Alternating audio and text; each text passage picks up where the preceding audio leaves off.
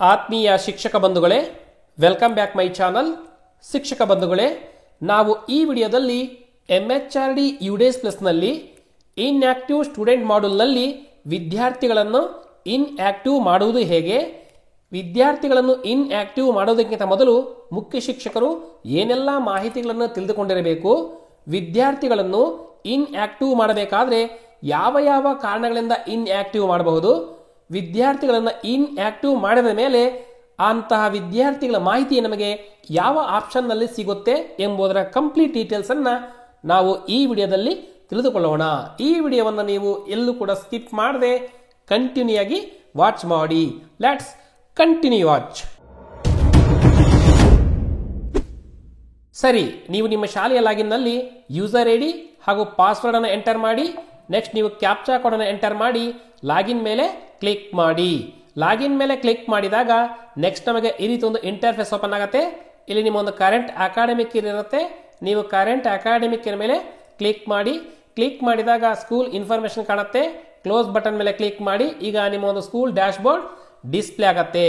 ಈಗ ನೀವು ಆ ಒಂದು ವಿದ್ಯಾರ್ಥಿ ನಿಮ್ಮ ಶಾಲೆಯಲ್ಲಿ ಯಾವ ತರಗತಿಯಲ್ಲಿ ಈ ರೀತಿ ವಿದ್ಯಾರ್ಥಿಗಳು ಇನ್ಆಕ್ಟಿವ್ ಆಗಿರ್ತಕ್ಕಂಥ ವಿದ್ಯಾರ್ಥಿಗಳು ಇದ್ದಾರೆ ಅನ್ನೋದನ್ನ ಮೊದಲು ನೀವು ಆ ಒಂದು ತರಗತಿಯಲ್ಲಿ ಇರ್ತಕ್ಕಂತಹ ಏನು ವ್ಯೂ ಮ್ಯಾನೇಜ್ ಮೇಲೆ ಕ್ಲಿಕ್ ಮಾಡಿ ಆ ಒಂದು ವಿದ್ಯಾರ್ಥಿಯ ಪೆನ್ ನಂಬರ್ ಅನ್ನ ಕಾಪಿ ಮಾಡ್ಕೋಬೇಕಾಗತ್ತೆ, ಅಂದ್ರೆ ಗುರುತು ಮಾಡ್ಕೋಬೇಕಾಗತ್ತೆ. ಸೊ ಇಲ್ಲಿ ನಾನು ವ್ಯೂ ಮ್ಯಾನೇಜ್ ಮೇಲೆ ಕ್ಲಿಕ್ ಮಾಡ್ತಾ ಇದ್ದೀನಿ.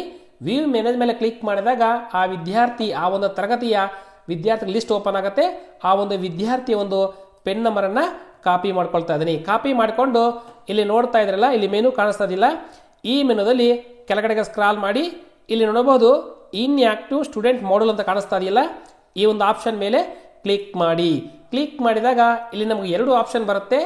Inactive student module with pen, inactive student module without pen. ಅಂದ್ರೆ ಆ ವಿದ್ಯಾರ್ಥಿಗೆ ಪೆನ್ ನಂಬರ್ ಇದ್ರೆ ಈ ಒಂದು ಆಪ್ಷನ್ ನಲ್ಲಿ ಹೋಗ್ಬೇಕಾಗತ್ತೆ. ಆ ವಿದ್ಯಾರ್ಥಿಗೆ ಪೆನ್ ನಂಬರ್ ಇಲ್ಲ ಅಂತಂದ್ರೆ ಈ ಒಂದು ಆಪ್ಷನ್ ಮೂಲಕ ಹೋಗ್ಬೇಕಾಗತ್ತೆ. ಅಂದ್ರೆ ಆ ವಿದ್ಯಾರ್ಥಿಗೆ ಈಗಾಗಲೇ ಪೆನ್ ನಂಬರ್ ಇದ್ದರೆ, ಪೆನ್ ನಂಬರ್ ಜನರೇಟ್ ಆಗಿದ್ರೆ ಮೊದಲನೇ ಆಪ್ಷನ್, ಪೆನ್ ನಂಬರ್ ಇಲ್ಲ ಅಂತಂದ್ರೆ ಇನ್ನು ಜನರೇಟ್ ಆಗಿಲ್ಲ ಅಂತಂದ್ರೆ ಎರಡನೇ ಆಪ್ಷನ್. ವಿದ್ಯಾರ್ಥಿಗೆ ಪೆನ್ ನಂಬರ್ ಯಾವಾಗ ಇರುವುದಿಲ್ಲ ಅಂತಂದ್ರೆ ಹೊಸದಾಗಿ ನ್ಯೂ ಅಡ್ಮಿಷನ್ ಮಾಡಿರ್ತಕ್ಕಂಥ ವಿದ್ಯಾರ್ಥಿಗೆ ಪೆನ್ ನಂಬರ್ ಇರಲ್ಲ. ಅಂತಹ ಟೈಮಲ್ಲಿ ಈ ಆಪ್ಷನ್ ಅನ್ನ ನಾವು ಬಳಸಬೇಕಾಗತ್ತೆ. ಪೆನ್ ನಂಬರ್ ಇದ್ರೆ ನೀವು ಈ ಮೊದಲನೇ ಆಪ್ಷನ್ ಅನ್ನ ಬಳಸಬೇಕಾಗತ್ತೆ. ಸೊ ಇಲ್ಲಿ ನೋಡ್ತಾ ಇದ್ರಲ್ಲ, ವಿತ್ ಪೆನ್ ನಂಬರ್ ಮೇಲೆ ನಾನು ಗೋ ಎಂಬ ಆಪ್ಷನ್ ಮೇಲೆ ಕ್ಲಿಕ್ ಮಾಡ್ತಾ ಇದ್ದೀನಿ. ಕ್ಲಿಕ್ ಮಾಡಿದಾಗ ಇಲ್ಲಿ ಇನ್ಆಕ್ಟಿವ್ ಸ್ಟೂಡೆಂಟ್ ಮಾಡ್ಯೂಲ್ ಅಂತ ಬರುತ್ತೆ. ಇಲ್ಲಿ ನೋಡ್ತಾ ಇದ್ರಲ್ಲ, ಇಲ್ಲಿ ಸ್ಟೂಡೆಂಟ್ ಪೆನ್ ನಂಬರ್, ಇಲ್ಲಿ ಆ ವಿದ್ಯಾರ್ಥಿಯ ಪೆನ್ ನಂಬರ್ ಅನ್ನ ಟೈಪ್ ಮಾಡ್ತಾ ಇದ್ದೀನಿ. ಟೈಪ್ ಮಾಡಿದ ಮೇಲೆ ಇಲ್ಲಿ ಗೋ ಎಂಬ ಆಪ್ಷನ್ ಮೇಲೆ ಕ್ಲಿಕ್ ಮಾಡಿ. ಗೋ ಎಂಬ ಆಪ್ಷನ್ ಮೇಲೆ ಕ್ಲಿಕ್ ಮಾಡಿದಾಗ ಆ ವಿದ್ಯಾರ್ಥಿಯ ಪರ್ಮನೆಂಟ್ ಎಜುಕೇಶನ್ ನಂಬರ್ ಡಿಸ್ಪ್ಲೇ ಆಗುತ್ತೆ. ನೇಮ್ ಆಫ್ ದಿ ಸ್ಟೂಡೆಂಟ್ ಇಲ್ಲಿ ಡಿಸ್ಪ್ಲೇ ಆಗುತ್ತೆ. ಡೇಟ್ ಆಫ್ ಬರ್ತ್ ಡಿಸ್ಪ್ಲೇ ಆಗುತ್ತೆ. ಕ್ಲಾಸ್ ಸೆಕ್ಷನ್ ಕೂಡ ಇಲ್ಲಿ ಡಿಸ್ಪ್ಲೇ ಆಗುತ್ತೆ. ಬಟ್ ಇಲ್ಲಿ ಕೆಳಗಡೆ ನೆಕ್ಸ್ಟ್ ಇಲ್ಲಿ ಸೆಲೆಕ್ಟ್ ರೀಸನ್, ಇಲ್ಲಿ ಸೆಲೆಕ್ಟ್ ರೀಸನ್ ಮೇಲೆ ಕ್ಲಿಕ್ ಮಾಡಿದಾಗ ನಮಗೆ ಇಲ್ಲಿ ಮೂರು ಆಪ್ಷನ್ ಕಾಣುತ್ತೆ.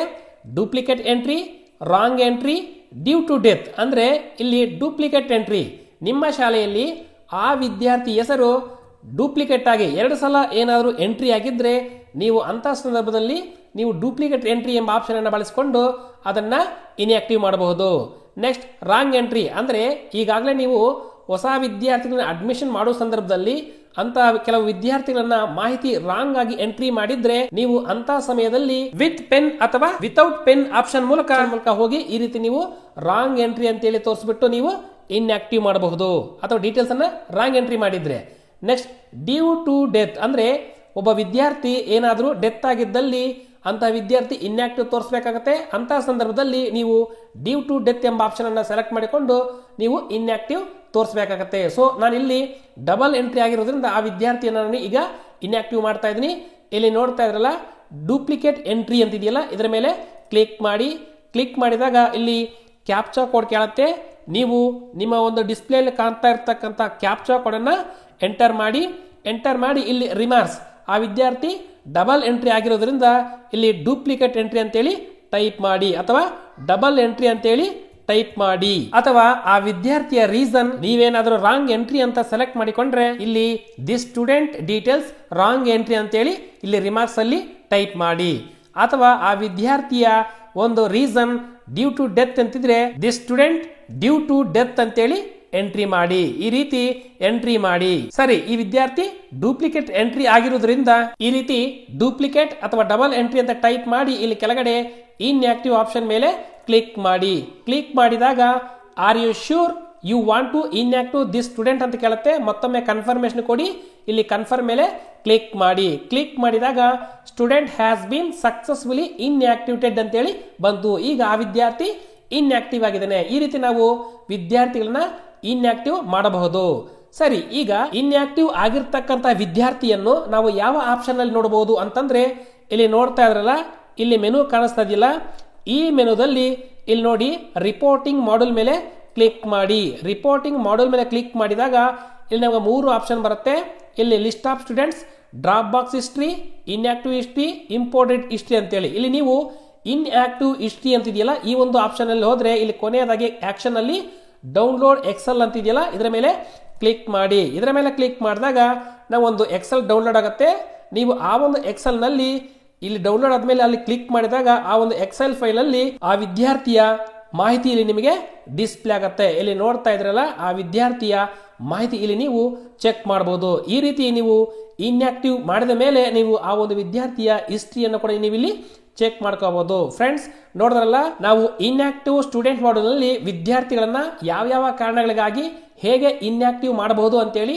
ಫ್ರೆಂಡ್ಸ್, ಈ ವಿಡಿಯೋ ನಿಮ್ಗೆ ಇಷ್ಟ ಆದ್ರೆ ಲೈಕ್ ಮಾಡಿ. ಈ ವಿಡಿಯೋ ಬಗ್ಗೆ ಏನಾದ್ರು ಡೌಟ್ ಇದ್ರೆ ಕಮೆಂಟ್ ಮಾಡಿ. ಈ ವಿಡಿಯೋವನ್ನು ನಿಮ್ಮೆಲ್ಲ ಫ್ರೆಂಡ್ಸ್ಗೆ ವಾಟ್ಸ್ಆಪ್ ಮತ್ತು ಫೇಸ್ಬುಕ್ ಗ್ರೂಪ್ಗಳಲ್ಲಿ ತಪ್ಪದೇ ಶೇರ್ ಮಾಡಿ. Thanks for watching. Thanks a lot. Jai Hind.